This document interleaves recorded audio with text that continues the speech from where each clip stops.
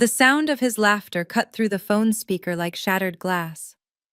I stood frozen in the hallway outside our bedroom, my hand trembling as I gripped my cell phone, listening to a conversation that would unravel everything I thought I knew about the man I was supposed to marry in 3 weeks. Before we jump back in, tell us where you're tuning in from, and if this story touches you, make sure you're subscribed, because tomorrow I've saved something extra special for you. Bro, I'm serious. Victor's accent thickened when he drank, his words slightly slurred. 3 more weeks and I'm golden. American citizenship, here I come. My fiancé, the man who had proposed to me 6 months ago on a moonlit beach in Cape Cod. The man who held me every night and whispered about our future children. That man was currently sitting in our bedroom on a video call with his friends back in Moldova, speaking in rapid Romanian mixed with English, completely unaware that I'd returned early from my sister's house. But what about Sophia? Another voice crackled through the speaker, this one deeper. You really going to marry her just for papers? What about her? Victor scoffed. I could picture him exactly, probably sprawled across our bed, the one I'd paid for, in the apartment I'd co-signed for, drinking the expensive whiskey I'd bought to celebrate his recent promotion. She's convenient, American, lonely, desperate enough to believe a guy like me actually fell for her. Besides, her family's loaded. Even if the marriage doesn't work out, I'll get enough in the divorce to set myself up properly. My legs nearly gave out. I pressed my back against the hallway wall, the cool paint somehow grounding me as my entire world tilted on its axis. You're a genius, man, the first voice laughed. But don't you feel bad? She seems nice. Nice? She's pathetic. Victor's voice dripped with contempt I'd never heard before, not directed at me. Always asking if I'm happy, if I need anything. So eager to please. Her father died 2 years ago, left her with all that money, and she's been drowning in grief and loneliness ever since. I just had to play the caring boyfriend, tell her she's beautiful, and boom, ticket to American dream. The phone nearly slipped from my sweating palm. Every memory, every moment of the past 1.5 years suddenly twisted into something ugly and manipulative. The way we'd met at the international law firm where I worked as a paralegal, how he'd seemed so charming, so attentive, how he'd always known exactly what to say when I cried about missing my father, how he'd proposed right after I mentioned my trust fund. What happens after you get the green card? The deeper voice asked. I'll stick it out for the required 2 years, maybe 3 to be safe, Victor replied casually, as if discussing what to have for dinner. She'll never see it coming. I'll play the devoted husband, maybe even get her pregnant to really seal the deal. Then, when I've got my permanent residency, I'll start the exit strategy. Maybe I'll reconnect with Irina back home, bring her over once I'm established. Irina? Your ex? She's not my ex, idiot. We've been together for 5 years. She knows the plan. She's been waiting for me to secure everything. Why do you think I go back to Moldova every few months? Not to see my sick grandmother like I tell Sophia. His laughter was cruel, unrecognizable. God, she actually believed that story. Even sent flowers to the hospital. There is no sick grandmother. The hallway seemed to spin. Every trip home he'd taken, the ones I'd supported emotionally and financially, the ones where he'd called me crying about his grandmother's deteriorating health, all lies. The flowers I'd sent in sympathy, the care packages I'd helped him prepare, the extra money I'd given him for medical expenses, all of it had been funding his double life. You're playing a dangerous game, the first voice warned, though he sounded more amused than concerned. Immigration fraud is serious business in America. Please, Victor snorted. They're overwhelmed. Thousands of marriage applications every year. As long as we have photos together, joint bank accounts, all that documentation, they barely look twice, and Sophia's so trusting she'll do whatever I ask. I've already got her convinced we should combine our finances after the wedding, once I have access to those accounts. I'd heard enough. My hands were shaking so violently, I could barely grip the phone as I backed away from the bedroom door. The apartment suddenly felt suffocating, every corner holding memories that now seemed poisoned. The kitchen where he'd cooked me dinner, probably calculating the return on investment. The living room where we'd planned our wedding, where I'd shown him the venue I'd booked, the one my father would have wanted, the one that cost more than most people's cars. I grabbed my purse from the entryway table, my movements mechanical, disconnected. I needed air. I needed space. I needed to think. But most importantly, I needed to figure out what to do with the knowledge that was currently burning a hole through my chest. The November wind hit me like a slap as I stumbled out of our building onto the Boston streets. It was nearly 9 p.m., the city alive with Friday night energy that felt completely at odds with the devastation coursing through me. I walked without direction, my phone still clutched in my hand, Victor's words echoing in my mind. Pathetic, desperate, convenient. Was that really what I was? I'd thought I was being careful after my father's death, guarding my heart, taking things slow. But Victor had been patient, playing the long game, and I'd fallen for every calculated move. The thoughtful gestures, the patient understanding when I wasn't ready to rush into physical intimacy, the way he'd seemed to respect my grief, all of it had been strategic. I found myself at the waterfront, the harbor, lights reflecting off the dark water. This was where Victor had proposed, right here at this railing. He'd gotten down on one knee with a ring I later learned I'd technically bought myself through a joint credit card he'd opened in both our names. The memory made me physically ill now. My phone buzzed. A text from Victor. "Where are you? I thought you weren't coming back until tomorrow." I stared at the message, imagining him in our bedroom, probably panicking that I might have overheard something. Another buzz. "Sophia? You okay? I'm worried." The audacity of it. The sheer, calculated manipulation. He was worried, all right. Worried his meal ticket had figured out the truth. I sat down on a bench, letting the cold seep through my jeans, welcoming the physical discomfort as a distraction from the emotional agony. I needed to think clearly, logically. What were my options? I could confront him directly, but then what? He'd deny it, probably.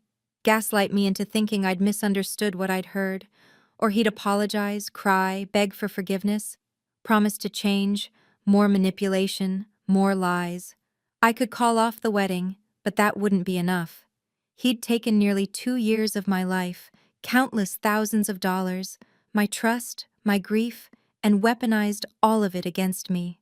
He'd made a fool of me, and worse, he'd laughed about it with his friends. I could go to the authorities, report the immigration fraud.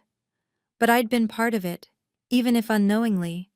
I'd signed the affidavit of support, vouched for him, provided financial documentation. Would they believe I didn't know? Would it blow back on me?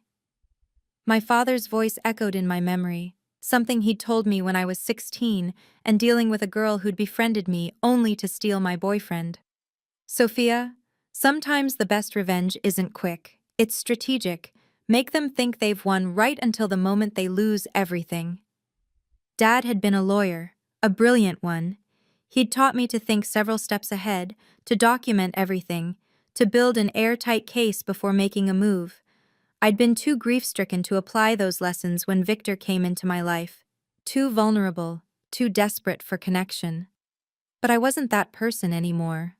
Or at least, I didn't have to be. I pulled up my phone's browser and started researching. Immigration fraud, marriage fraud, penalties, investigation procedures, federal statutes. My paralegal training kicked in, and suddenly, I wasn't a heartbroken fiancé anymore. I was someone building a case. The search results were enlightening. Marriage fraud carried serious consequences. Up to 5 years in prison, fines up to $250,000, and immediate deportation. But more importantly, tips about marriage fraud could be reported to Immigration and Customs Enforcement. Anonymous tips, or not-so-anonymous tips, from someone with inside knowledge, documentation, and proof. My mind began to race. pieces clicking into place. I'd been living with Victor for 8 months. I had access to everything: his laptop, his phone records, his email, his documents. I knew about every trip back to Moldova, had copies of the money transfers I'd helped him send to his sick grandmother, had proof of every lie if I looked at it through the right lens. More than that, I had 3 weeks before the wedding. 3 weeks where he'd think everything was fine, where he'd continue building the paper trail of our fake relationship while I built a case against him. But I'd need to be smart about this. Careful. I couldn't let him suspect anything. I'd have to be the eager, trusting fiancé while secretly documenting everything. And I'd need help, professional help, from someone who knew how to navigate immigration fraud investigations. I pulled up a new search: Private Investigators Boston Immigration Cases. Several firms popped up, but one caught my eye: Meridian Investigative Services. Their website featured a former ICE agent named Robert Chen, who'd spent 15 years with Immigration and Customs Enforcement before starting his own investigative firm specializing in immigration fraud, document verification, and case building for federal agencies. Perfect. It was too late to call tonight, but their website had an emergency contact form. My fingers flew across my phone's keyboard. Need urgent consultation regarding suspected marriage fraud. Possess potential evidence. Time-sensitive situation. Available for meeting tomorrow. I hit send before I could second-guess myself. Another text from Victor. Sophia, seriously, where are you? I'm getting worried, please call me. I typed back. Sorry, needed some air. Sister and I had a fight. Walking it off. Be home soon. The lie came easily. Funny how quickly you could learn to deceive when you'd been deceived so thoroughly yourself. Want me to come find you? He responded almost immediately. No, I'm okay. Just need to clear my head. Love you. The words tasted like ash, but I sent them anyway. Love you. The same words I'd said every day for 18 months, believing them completely. The same words he'd echoed back, meaning nothing. I stood up from the bench, suddenly energized despite the cold. I had work to do. If I was going to take Victor down, I needed to start gathering evidence immediately, and I needed to do it without tipping him off. The walk back to our apartment took 20 minutes, enough time for me to compose myself, to slip back into the role of loving, trusting Sophia. When I entered our building, I took several deep breaths, willing my hands to stop shaking, my face to arrange itself into something resembling normal. Victor was in the living room when I opened the door, pacing, his phone in his hand. He spun around when he heard me enter, relief flooding his handsome face. That face I'd loved, that I'd kissed, that I'd imagined growing old beside. Now it just looked like a mask. Sophia, thank God, he rushed over, pulling me into a hug. I forced myself not to stiffen, to lean into the embrace like I always did. I was so worried. What happened with your sister? The lie built itself effortlessly. Just wedding stress.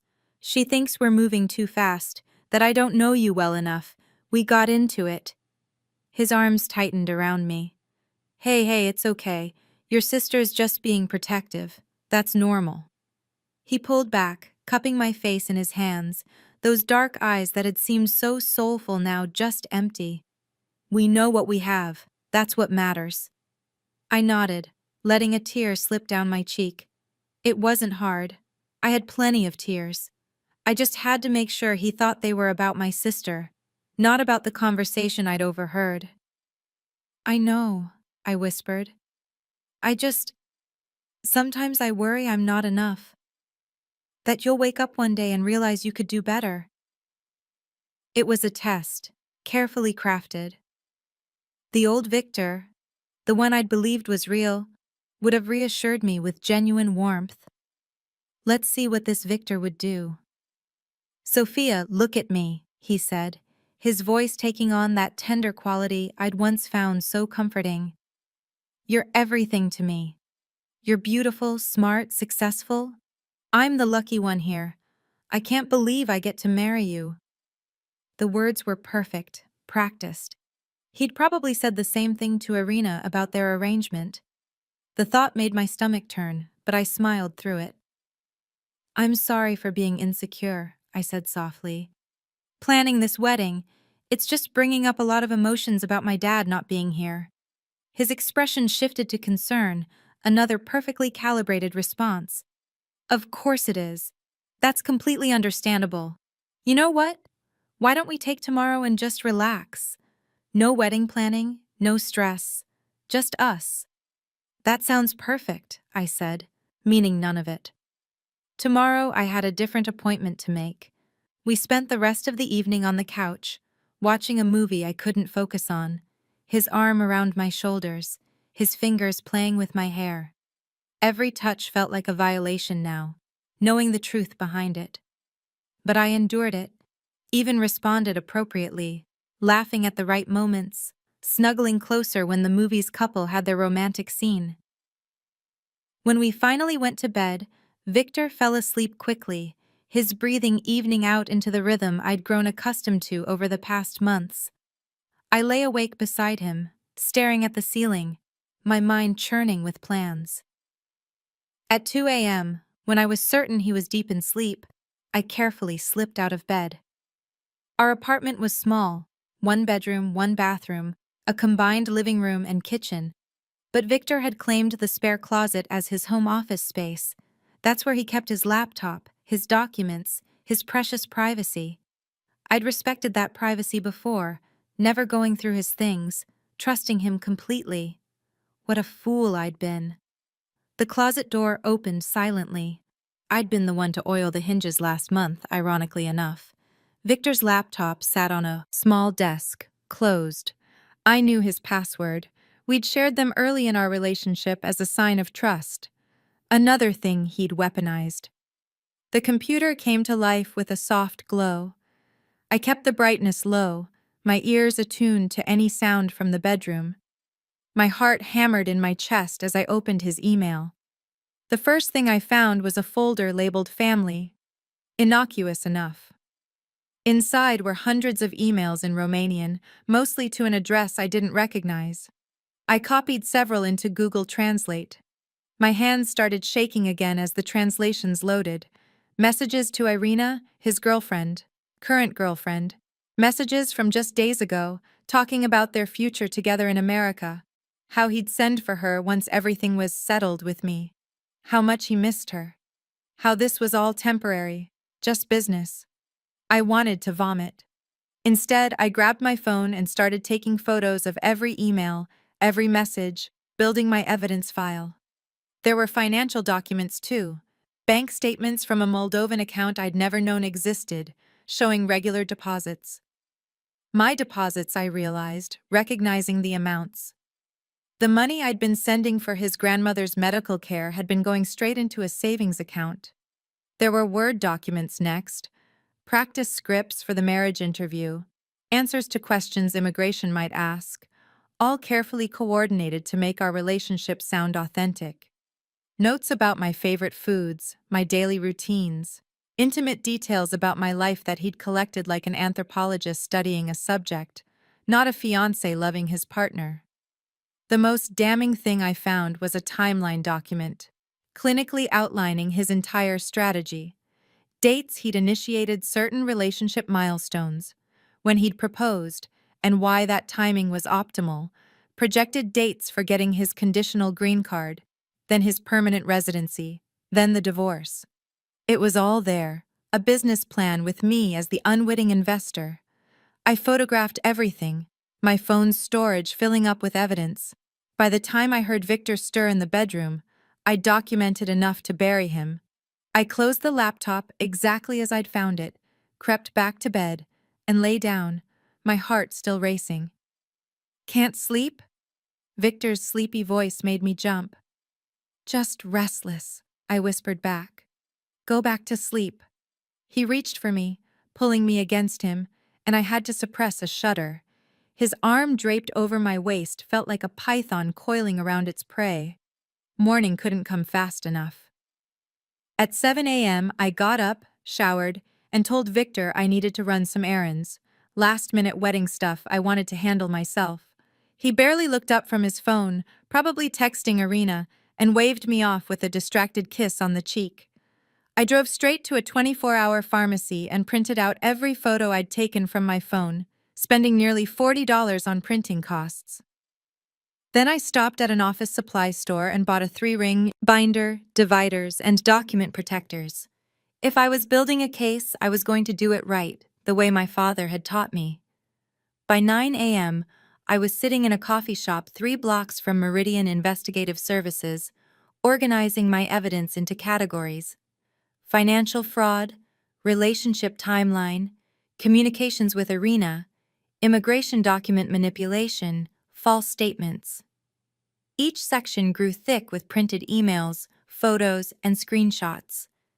At 9:30, my phone buzzed with an email response. Ms. Thornton, received your inquiry. Can meet today at 11 a.m. Address below. Please bring any preliminary evidence. Robert Chen. I had 90 minutes to prepare my presentation. I ordered another coffee and got to work, writing out a timeline of my relationship with Victor, noting every red flag I'd ignored, every lie I'd believed, every manipulation I'd fallen for. It hurt to document my own gullibility, but it was necessary. At 10:45, I walked into the offices of Meridian Investigative Services. The reception area was professional but understated: gray walls, modern furniture, a receptionist who looked like she could kill someone with her pen if needed. Sophia Thornton for Robert Chen, I said, my voice steadier than I felt. He's expecting you. Conference room B. The conference room was small but well-equipped, with a large table and a camera set up in the corner. Robert Chen was already there, a man in his mid-50s with steel-gray hair, sharp eyes, and the bearing of someone who'd spent decades in federal law enforcement. Ms. Thornton, he greeted me, his handshake firm. Thank you for coming in. Please sit. I sat, placing my carefully organized binder on the table between us. Thank you for seeing me on such short notice. Your email suggested urgency, he said, pulling out a legal pad. Why don't you start from the beginning? So I did. I told him everything: meeting Victor, the courtship, the proposal, the wedding planning. Then I told him about last night, about the phone call I'd overheard, about the emails and documents I'd found. I slid the binder across the table.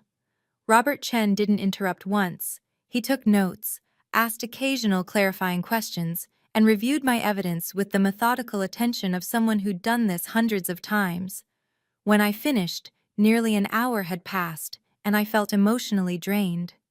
He closed the binder and looked at me directly. Ms. Thornton, you understand that what you're describing is serious federal crime. Marriage fraud carries significant penalties. I understand, I said quietly. That's why I'm here. And you're aware that because you're the petitioning spouse in this situation, there will be questions about your knowledge and involvement. I'm prepared for that, I replied, though my stomach clenched. I have nothing to hide. I was the victim here, not the accomplice. He studied me for a long moment. I believe you. And frankly, this is one of the more clear-cut cases I've seen. You have documentation that would make any federal prosecutor smile, but I need to ask, what exactly is it you want? Revenge? Justice? To call off the wedding and move on? I'd thought about this question during my sleepless night. I want him to face consequences, real consequences. He's not just defrauding me, he's defrauding the United States immigration system. He's making a mockery of marriage and citizenship. And he's been emotionally and financially abusing me under false pretenses. I want him stopped before he can do this to someone else. Robert nodded slowly. Then here's what I propose. We build an airtight case, document everything, and present it to ICE. But we do it strategically.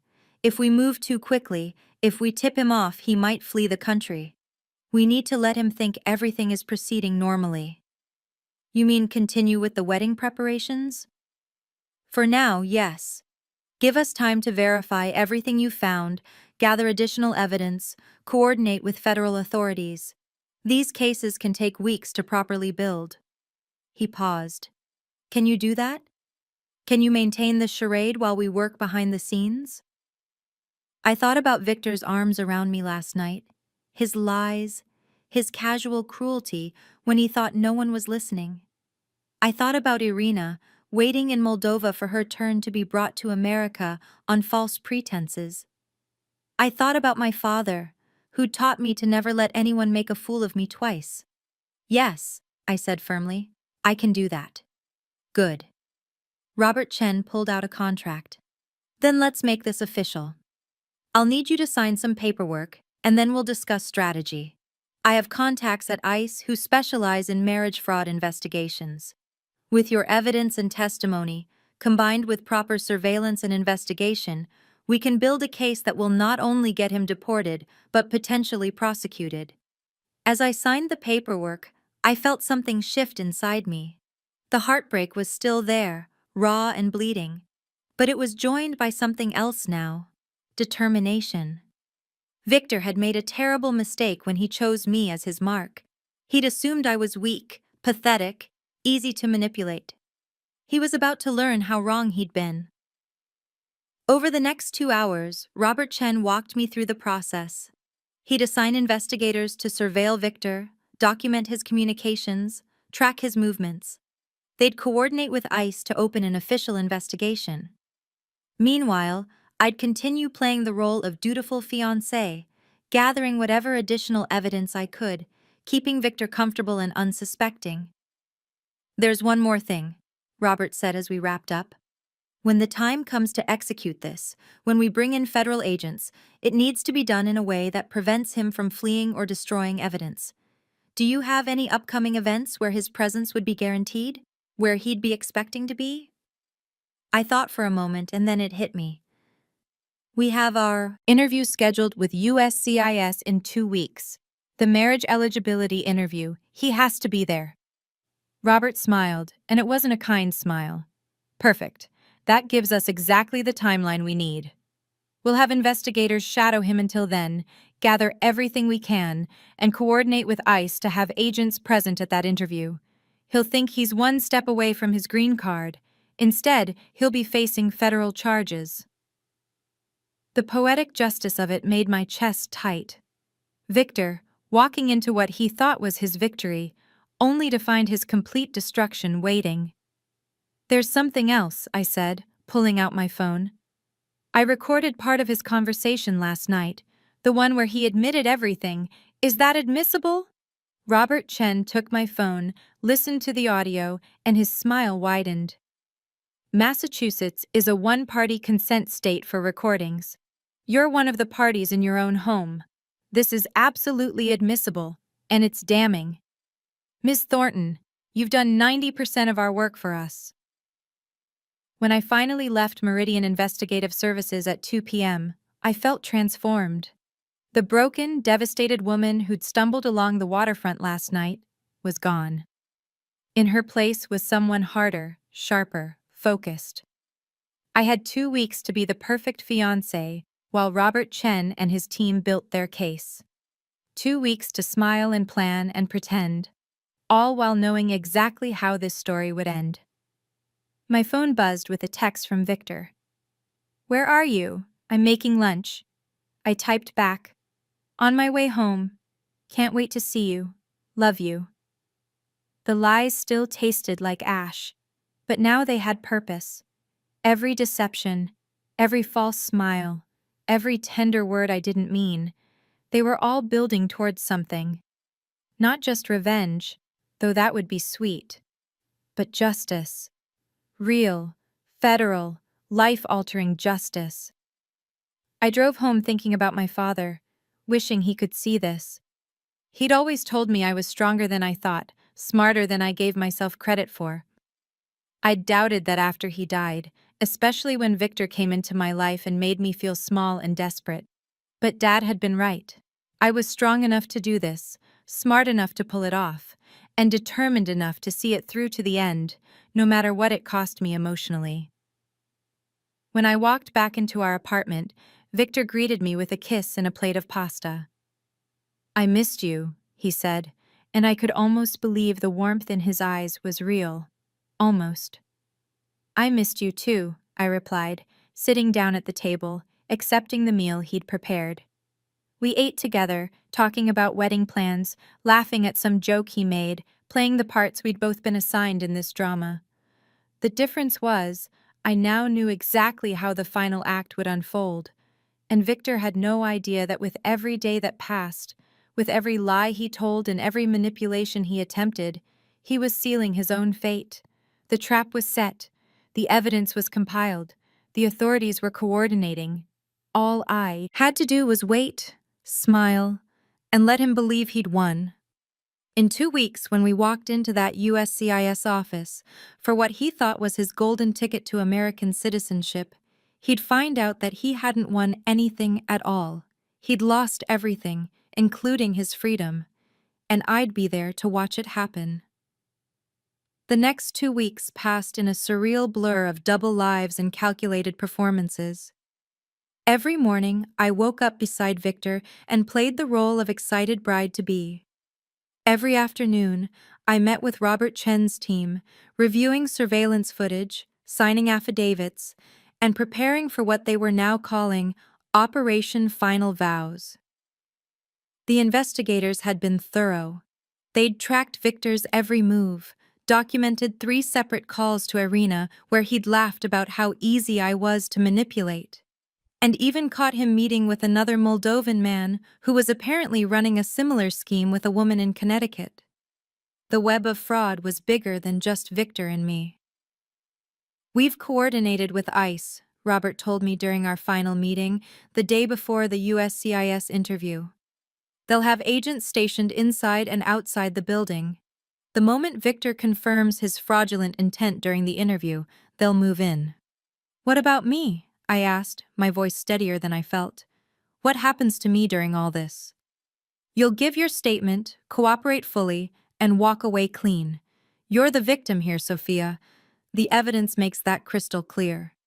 He paused, studying my face. "How are you holding up?" I thought about that question. 2 weeks ago, I'd been devastated, broken, my entire worldview shattered. Now I felt something different. Emptier, maybe, but also stronger. I'd spent 14 days watching the man I loved reveal himself as a complete stranger. I'd smiled through his kisses, laughed at his jokes, and planned a wedding I knew would never happen, all while knowing exactly what was coming. "I'm ready," I said simply.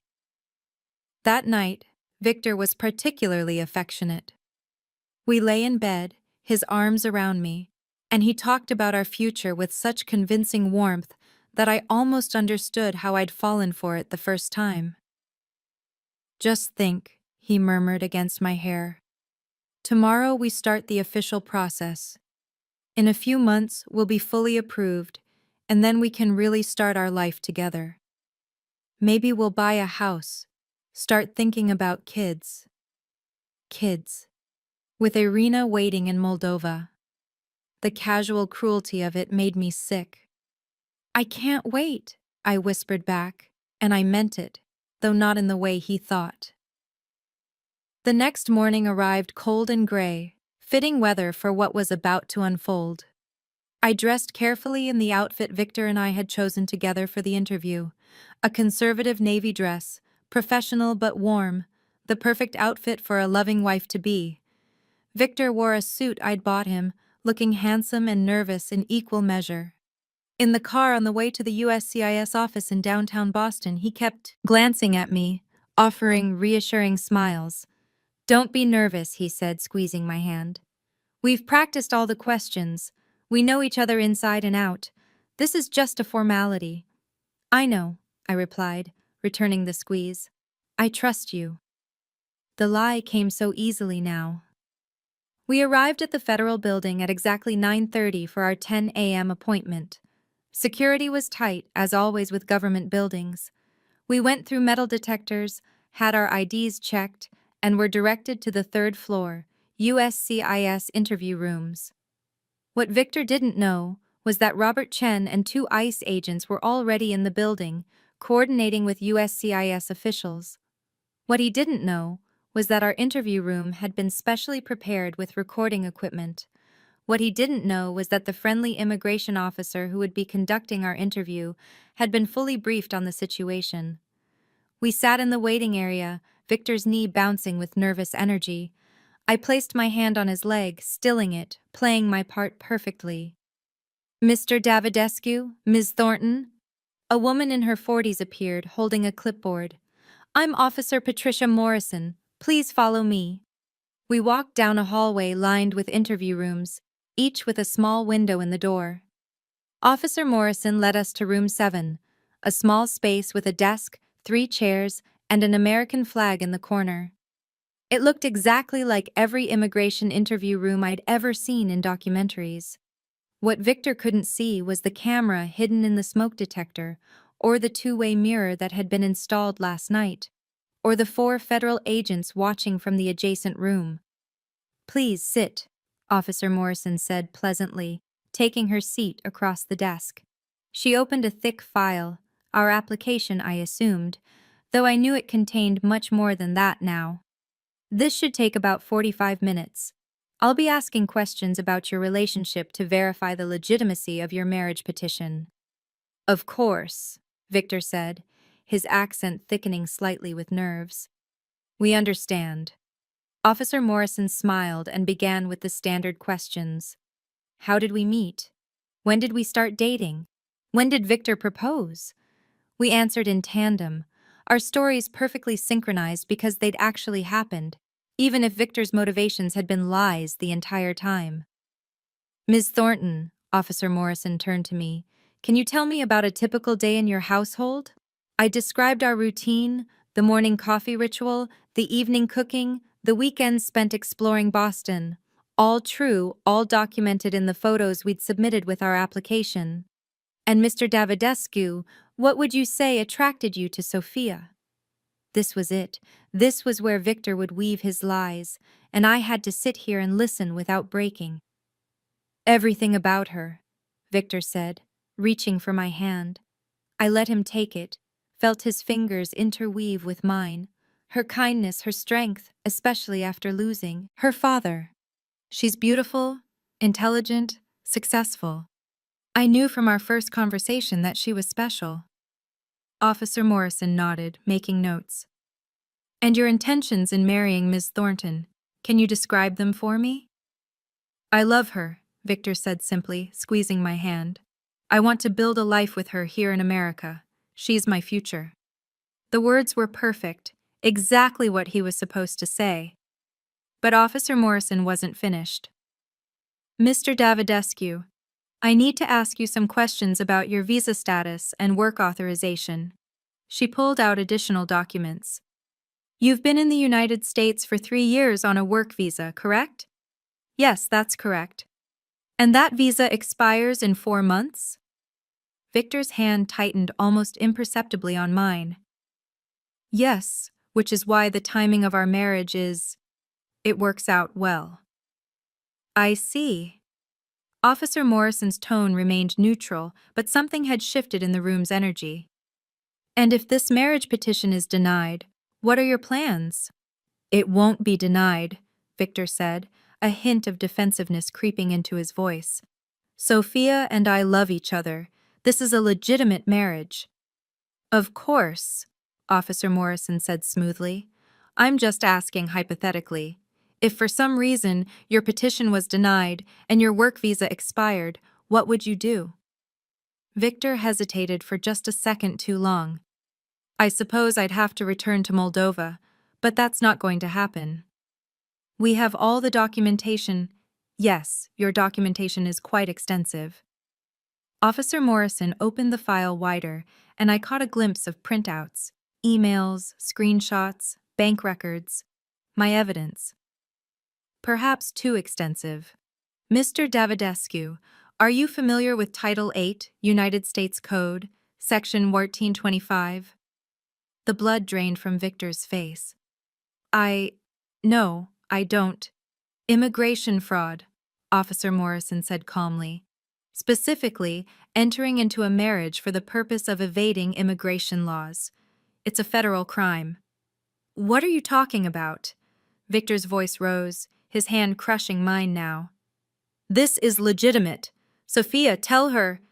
But I'd already pulled my hand away, was already standing up, moving toward the door. Officer Morrison pressed a button on her desk, and the door opened immediately. Robert Chen stepped in, followed by 2 agents in ice jackets.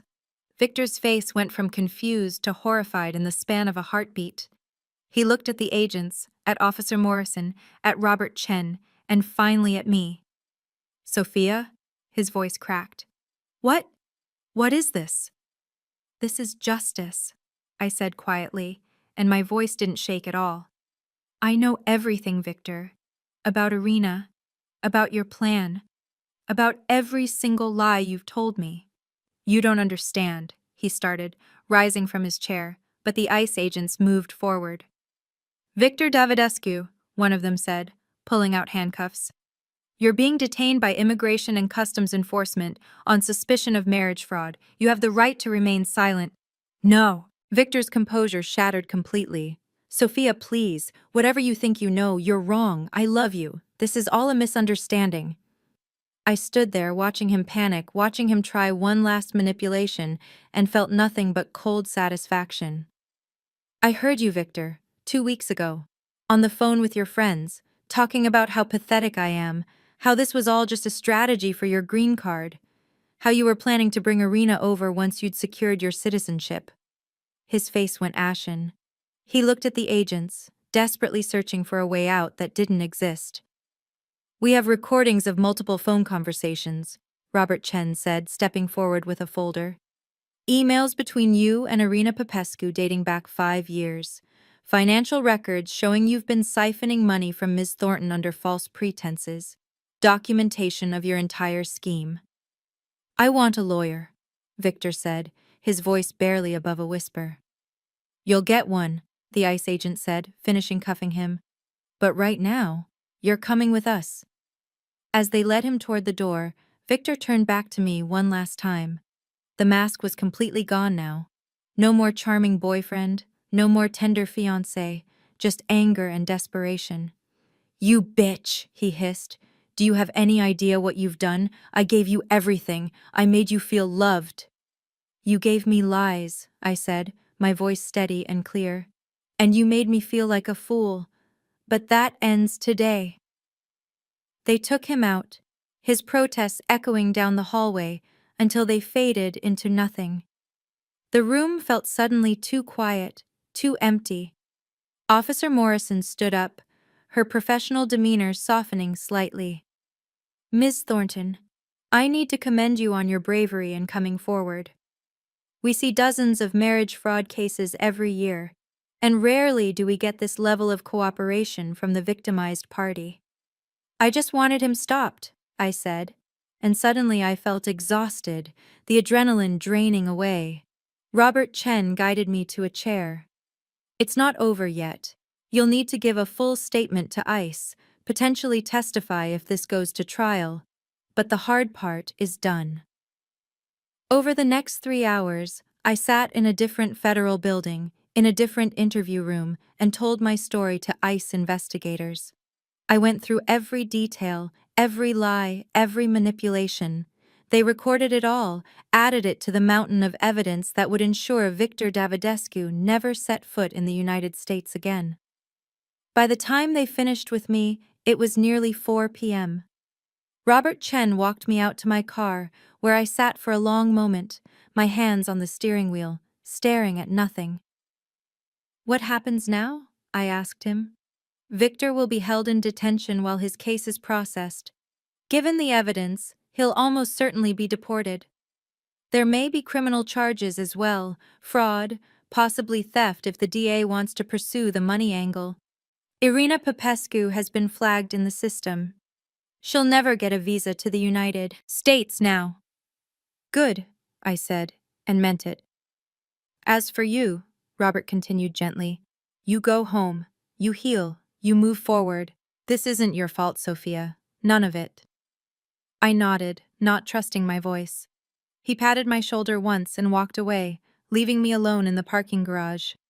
The drive back to our apartment, my apartment now, I supposed, felt longer than it should have. When I got there, I stood in the doorway for a long moment, looking at the space that had been home for 8 months, but now felt alien. Victor's things were everywhere. His jacket on the back of the couch, his shoes by the door, his laptop still in the closet office. The federal agents would come tomorrow to collect his belongings as evidence, but for tonight, it was all still here, a ghost of a relationship that had never really existed.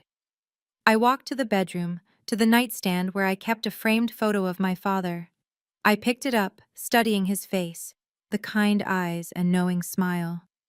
"I did it, Dad," I whispered. "I didn't let him win." My phone buzzed. A text from my sister Emma, who I'd finally told everything to yesterday. "Did it happen? Are you okay?" I typed back, "It's done. He's gone. I'm okay." And surprisingly, I was. Not happy, not healed, but okay. I'd taken the worst betrayal of my life and turned it into justice. I'd been strategic, careful, and strong, just like my father taught me. The next few weeks were a whirlwind of legal proceedings, evidence submission, and healing. Victor was held in immigration detention, his lawyer filing motion after motion, all of which were denied. The evidence against him was simply too overwhelming. I boxed up his belongings when the investigators were finished with them, sent them to a storage facility that charged to his Moldovan bank account. I changed the locks, removed every trace of him from my home, reclaimed my space. The wedding venue sent their sympathies and a partial refund. The invitations I'd ordered were canceled. The dress I'd bought hung in my closet for a week before I donated it to a charity shop. Let it bring happiness to someone whose love was real. 6 weeks after that morning in the USCIS office, I received a call from Robert Chen. "It's official," he said. "Victor Davidescu was deported yesterday morning. He's been barred from re-entering the United States for life. Additionally, the U.S. Attorney's Office has filed criminal charges. He'll be tried in absentia for wire fraud and theft." "Thank you," I said, feeling a weight lift that I hadn't realized I'd still been carrying. "For everything. You did the hard part, Sophia. You found the courage to stand up for yourself." After we hung up, I sat in my living room, redecorated now, repainted, made new, and thought about the past few months. The devastation, the betrayal, the careful planning, the final confrontation. It felt like a lifetime ago, and yesterday all at once. My phone rang again. My sister. "Hey," Emma said. "I'm taking you out. Tonight. No arguments. You've been holed up long enough." "I don't know. Sophia, you just took down an international marriage fraud scheme. You're basically a superhero. The least you can do is let me buy you dinner and celebrate." I laughed, really laughed, for the first time in months. "Okay, you're right. Let's do it." That evening, dressed in new clothes I'd bought the week before, I met Emma at a restaurant downtown. We sat by the window, ordered too much food, and for the first time since that horrible night I overheard Victor's phone call, I talked about something other than him. We talked about Emma's job, her kids, my plans to travel, something I'd always wanted to do, but Victor had somehow convinced me to postpone.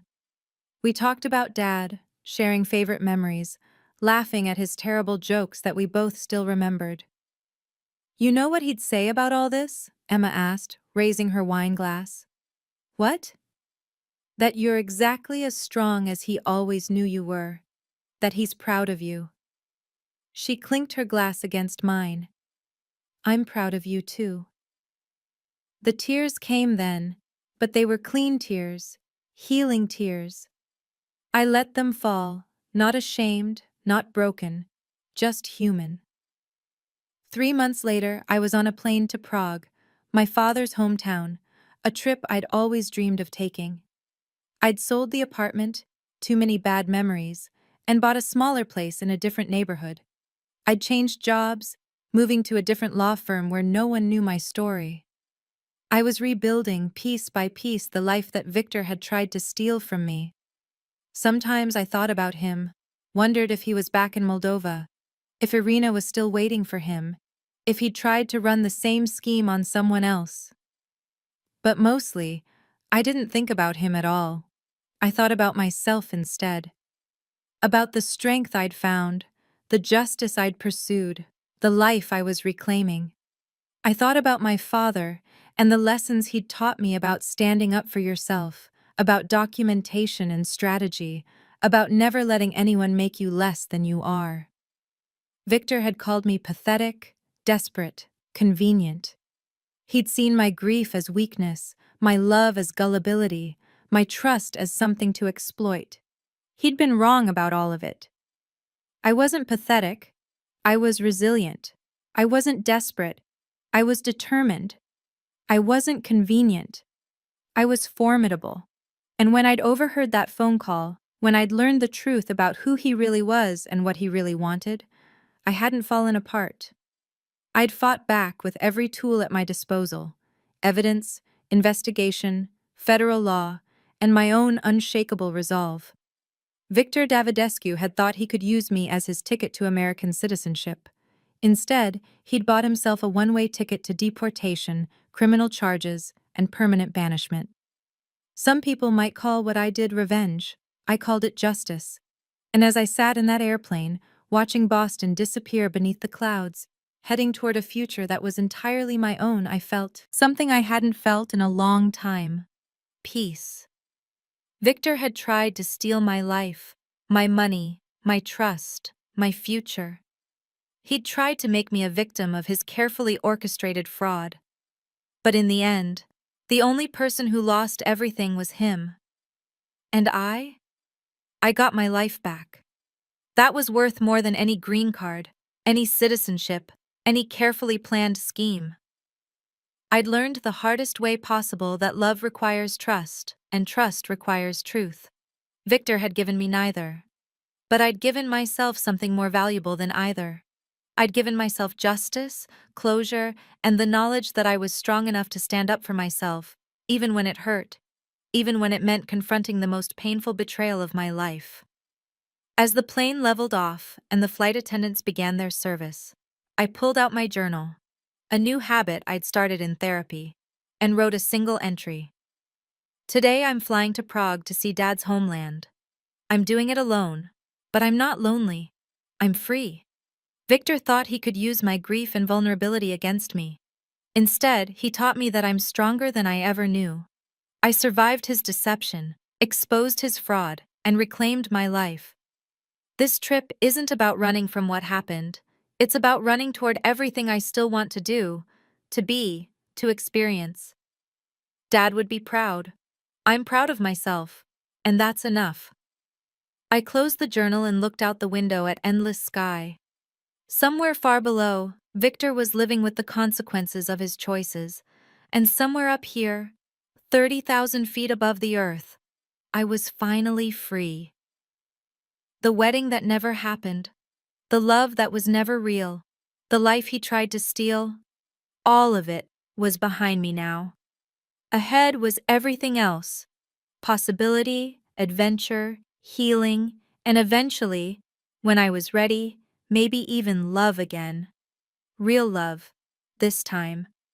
The kind built on truth instead of lies, on partnership instead of manipulation. But that was for future Sophia to discover. Present. Sophia was on a plane to Prague with a backpack full of dreams and a heart that was scarred but healing. And that was more than enough.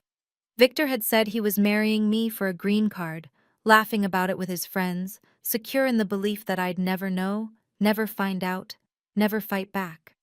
He'd been wrong about that too, because I'd heard every word, documented every lie, and made sure the only card he got was a one-way ticket out of my life and out of the country he'd tried to defraud. Justice, it turned out, was the sweetest revenge of all. And I'd served it ice cold, exactly as he deserved. Up next, you've got 2 more standout stories right on your screen. If this one hit the mark, you won't want to pass these up. Just click and check them out. And don't forget to like, subscribe, and turn on the notification bell so you don't miss any upload from us.